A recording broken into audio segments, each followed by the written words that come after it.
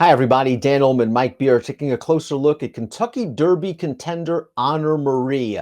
Honor Marie is a horse, Mike, who's coming into the Kentucky Derby with a prior graded stakes win at Churchill Downs, an on-the-board finish at the Fairgrounds, a 96 buyer top from his last race, a solid enough pedigree, and he's going to be a price. Let's take a closer look at Honor Marie.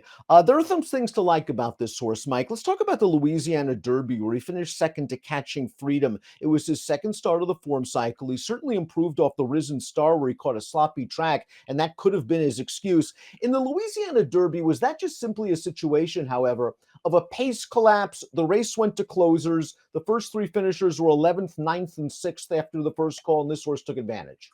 Yeah, absolutely. I mean, that's certainly one way to look at it. I don't know that you necessarily want to, totally go all in on that, Dan, for a horse who's going to be the price that Honor Marie is in the Kentucky Derby is going to be a big one.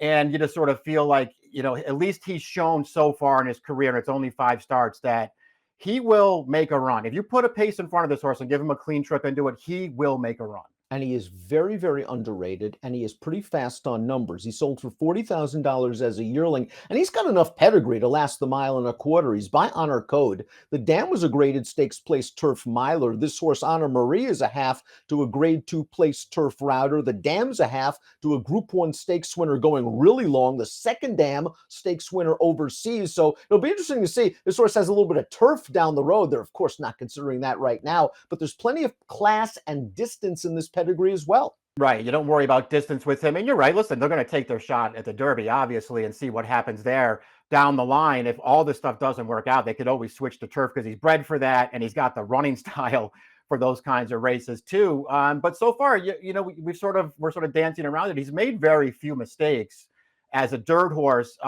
Personally, when you go back and you're talking about his most recent start at the Fairgrounds, big closers race. He had every chance to win there. He wasn't good enough to get the job done, and he wound up second best, but he was second best to a horse, Catching Freedom, who's going to draw a lot of attention in Kentucky. Now, he doesn't have a lot of early speed. You know where he's going to be at the back of the pack. So for him, a lot of it has to do with getting the right race flow and getting the right trip. He can't get stopped at a key juncture in the Kentucky Derby. But his last 2 dirt races, look at those figures, 96 and 92 as a 2-year-old at Churchill Downs.